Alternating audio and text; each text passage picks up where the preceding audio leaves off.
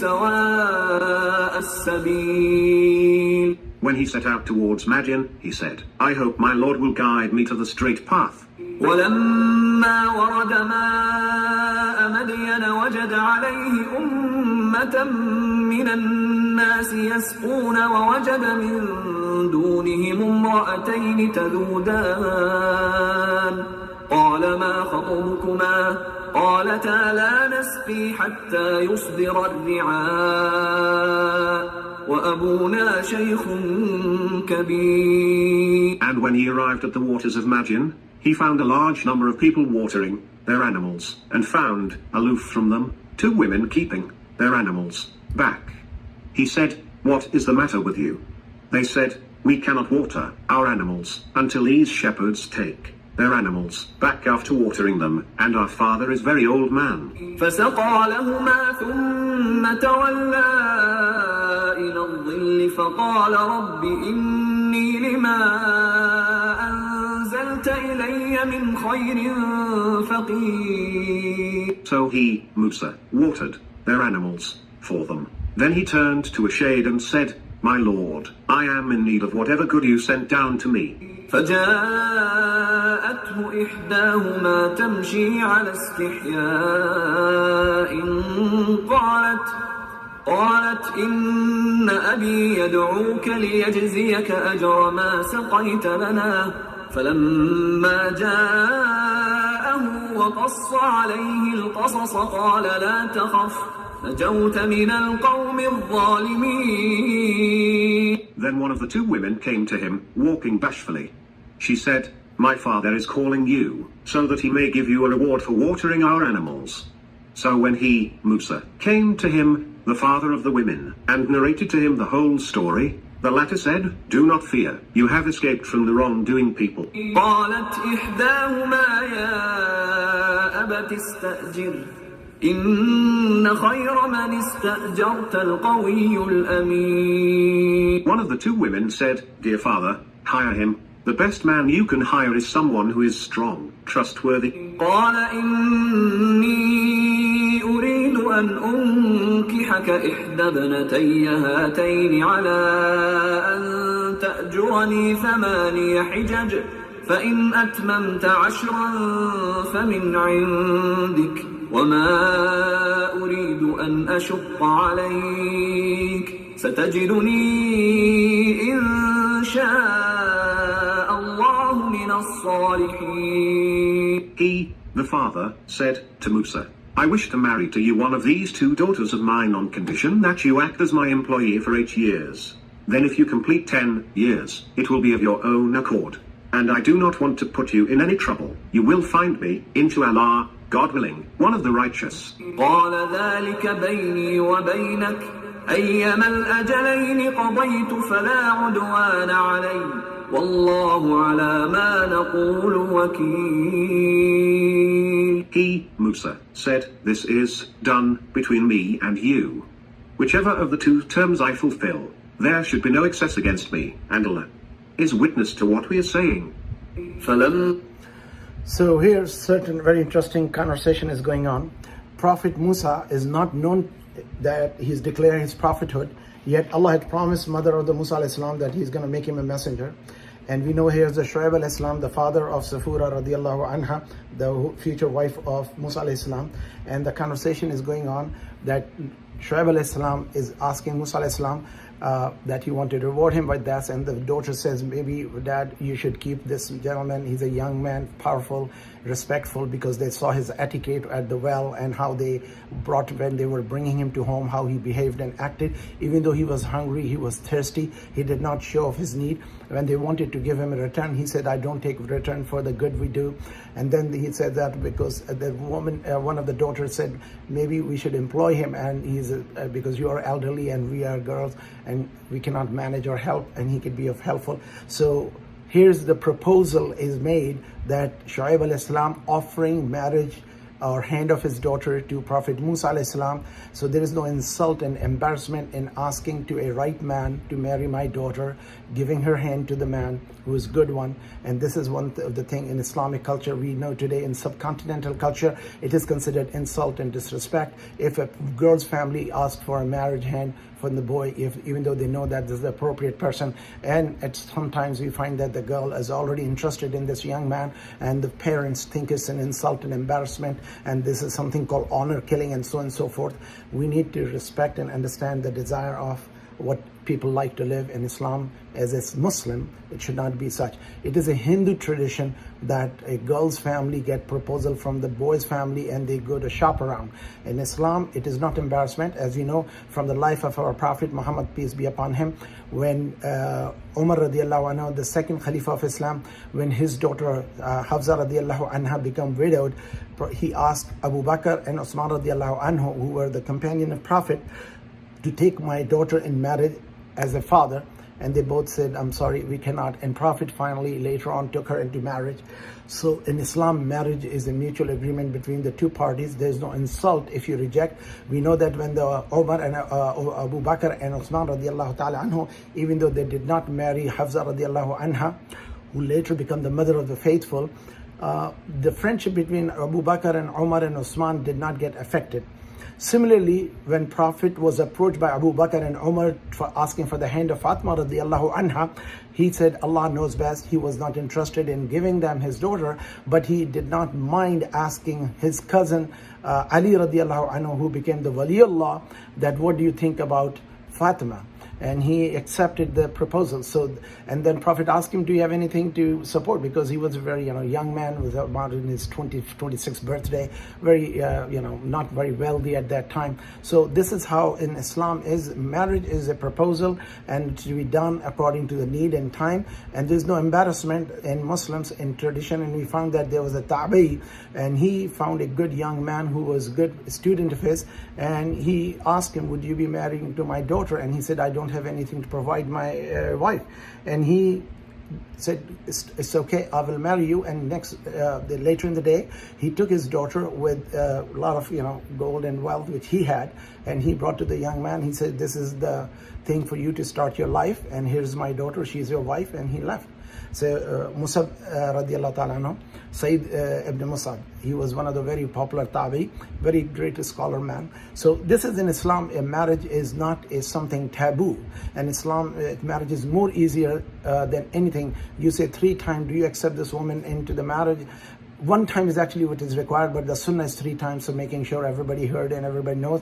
And then she asked the girl first, do you give yourself into marriage to this man with the mahar, which is the gift of this much amount? And she said yes. And then you reach to the man and ask him, do you accept this woman in marriage with a daughter of so and so with the mahar of this much at the muwajjal or muwajjal? Muwajjal is what preferred, right, cash, whatever you have. Muwajjal is the later delayed. And even the 2 verses of Quran have been used, or 1 verse of Quran has been used as a mahar for the gift of the woman.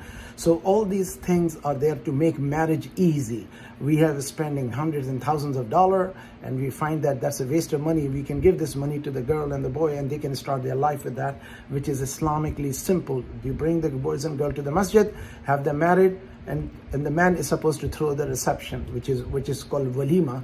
Walima, when they consummate their marriage, and next day the man is to announce that to us, we have consummated our marriage, and this is the walima, is a reflection of that consummation of the marital relation, and this is what all is done. It's very simple in Islam to marry. And divorce is even easier than that. When a person, husband and wife, do not agree, 3 times respectfully a man should say, I divorce you, I divorce you, I divorce you, with a conscious mind. When she's not, and you are not angry, when you are not upset, she is not in menstrual cycle, or she is not pregnant, all these things have to be observed, that she should not be put through distress, and she is supposed to nurse the baby, and man after divorce has to pay her for the nursemaid situation, and so on. So there are details will come to talaq mention. So bottom line is, Shuaib alayhi salam offered his daughter to Musa alayhi salam, and Musa alayhi salam fulfilled the obligation. He said, 10 years I will stay with you. After 10 years, when he completed his term, he wanted to return back to the Egypt, and while on his way, he found the fire coming out of the tree. That fire was the light and nur of Allah. The difference between fire and the nur is, fire is burning, nur is cooling, it does not. So when he reached to that tree, he found that it was winter night, and he told his wife to stay here. I'm going to go get the light for you or fire for you. When he came around that, Allah subhanahu wa ta'ala spoke from that tree, voice was coming, and Musa alayhi salam was talking as we talk to each other. And listen to the further information which we have heard many times, but that's a repetition. Let's listen to this. فلما قضى موسى الأجل وسار بأهله آنس من جانب الطور نارا قال لأهلهم كثوا إني آنست نارا لعلي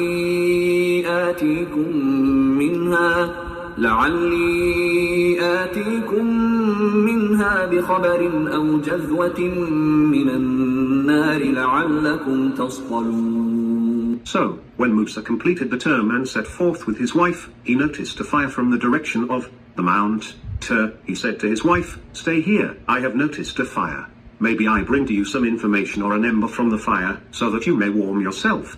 فلما أتاها نودي من شاطئ الوادي الأيمن في البقعة المباركة من الشجرة أي يا موسى إني أنا الله رب العالمين. So when he came to it, he was called by a voice coming from a side of the right valley in the blessed ground from the tree, saying, "O Musa, I am Allah, the Lord of the worlds." وأن ألق عصاك فلما رآها تهتز كأنها جان ولا مدبرا ولم يعقب يا موسى أقبل ولا تخف إنك من الآمنين. And saying, "Throw down your staff." So when he saw it moving as if it were a snake, he turned back in retreat and did not look back. Allah said to him, "O Musa, come forward and do not fear. You are one of those in peace." أسلك يدك في جيبك تخرج بيضاء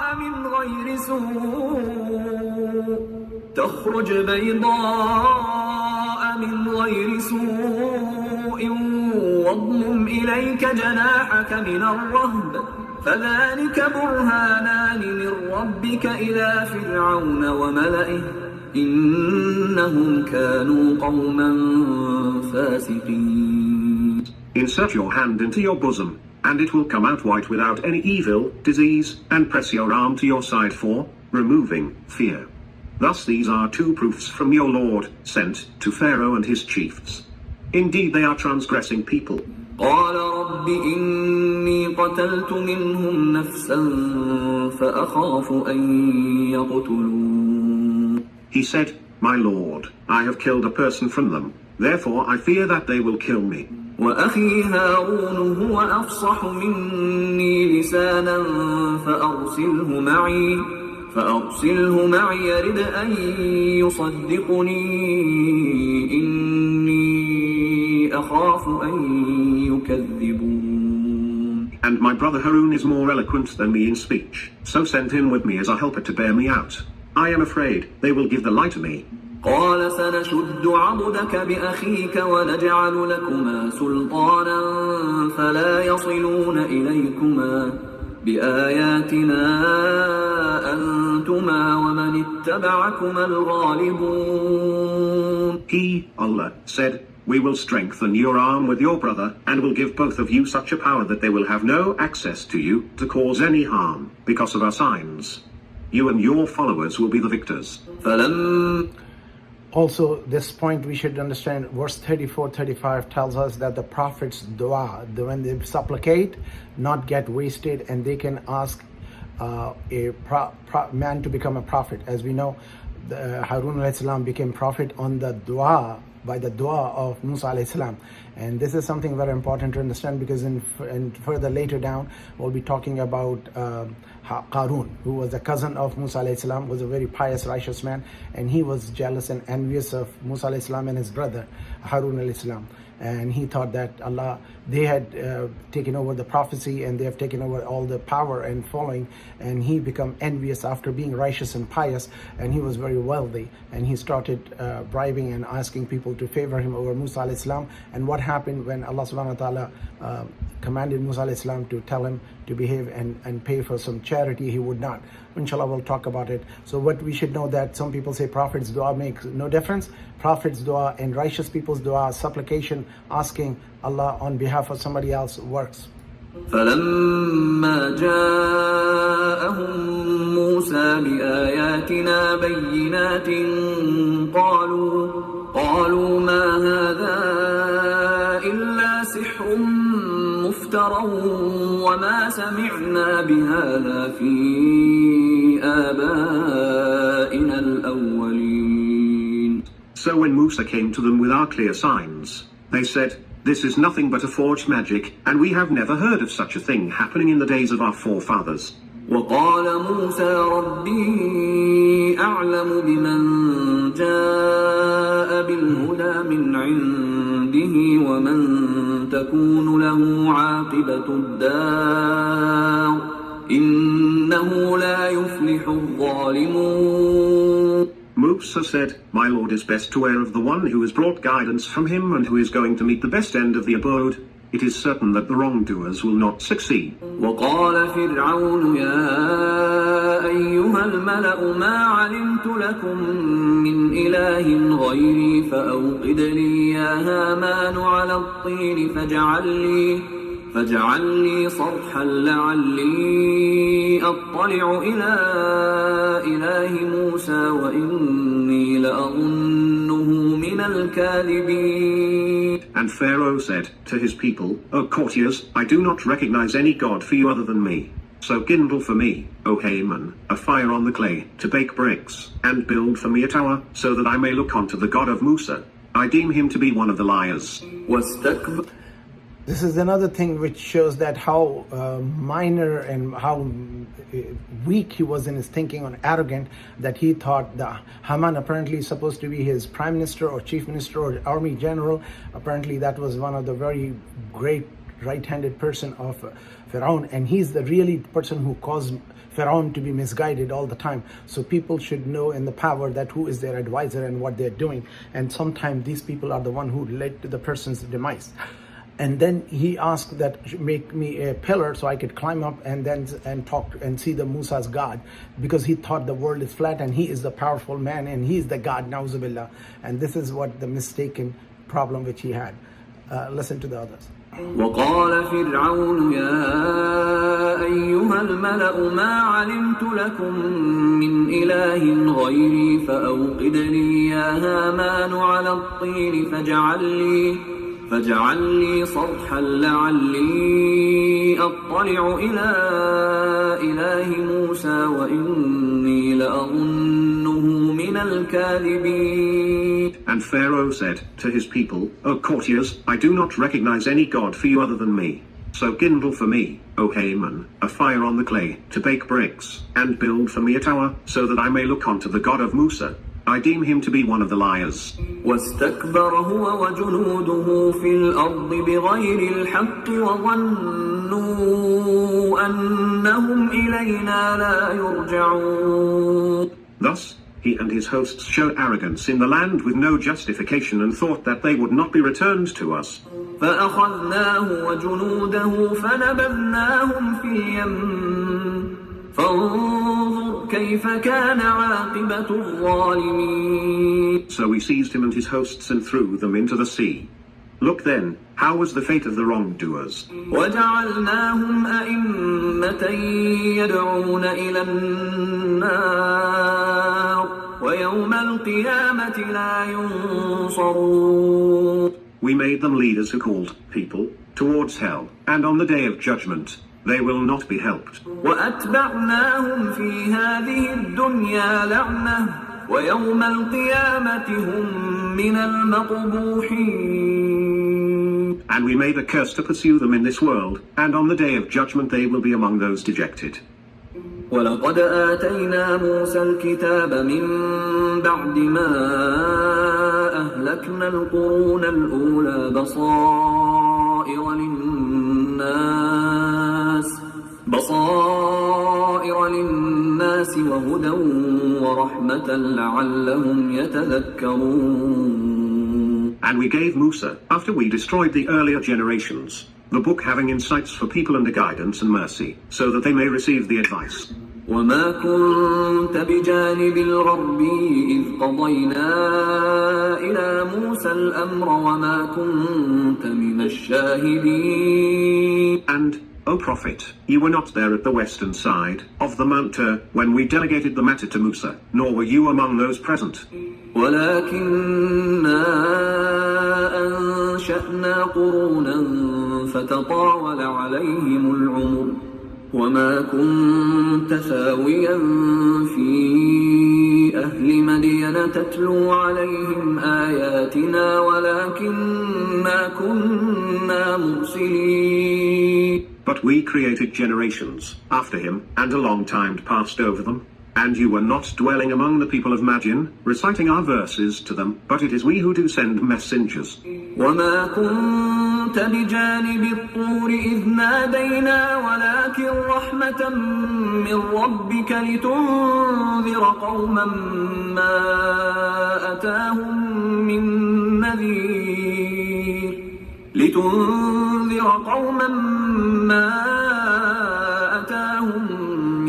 نذير من قبلك لعلهم يتذكرون. And you were not at the side of the mount when we called Musa, but it, your prophethood through which you knew all this, is a mercy from your Lord, so that you warn the people to whom no warner has come before you, that they may receive the advice. ولولا أن تصيبهم مصيبة بما قدمت أيديهم فيقولوا ربنا لولا أرسلت إلينا رسولا فنتبع آياتك ونكون من المؤمنين. And we have sent you as a messenger, lest, in case they suffered a calamity because of what their hands sent ahead, they should say, Our Lord, why did you not send a messenger to us, so that we might have followed your verses and been among the believers? فلما جاءهم الحق من عندنا قالوا لولا أوتي مثل ما أوتي موسى أولم يكفروا بما أوتي موسى من قبل قالوا سحران تظاهرا وقالوا إنا بكل كافرون. But when the truth came to them from us, they said, Why has he, the messenger, not been given a book similar to what Musa had been given? Is it not that they denied what Musa had been given before? They said, Both Quran and Torah are works of magic that support each other. And they said, We disbelieve each one of them. قل فأتوا بكتاب من عند الله هو أهدى منهما أتبعه إن كنتم صادقين. Say, then bring a book from Allah, which is better than both, in guidance, and I shall follow it, if you are true. فإن لم يستجيبوا لك فاعلم أنما يتبعون أهواءهم ومن أضل ممن اتبع هواه بغير هدى من الله إن الله لا يهدي القوم الظالمين. So if they do not respond to you, be sure that they are only following their desires. And who is more astray than the one who follows his desire without guidance from Allah? Surely Allah does not take the wrongdoing people onto the right path. So up till this verse 50, we see the conversation is from Musa al-Islam and Pharaoh, what is going on and how this thing moved on. And Allah subhanahu wa ta'ala can change the conversation from that to the Prophet Muhammad and the people of Quraysh and those who deny Torah and Gospel and the Quran. They're all saying that this is just a work of magic. This is nothing but a fabrication, na'uzubillah. And they keep denying. And this is where Allah subhanahu wa ta'ala is saying that no matter what you do, those who do not believe, do not want to believe, will not come to it. So do not grieve yourself and just keep giving the message. Whoever Allah wills will follow that. So continue with the next verses.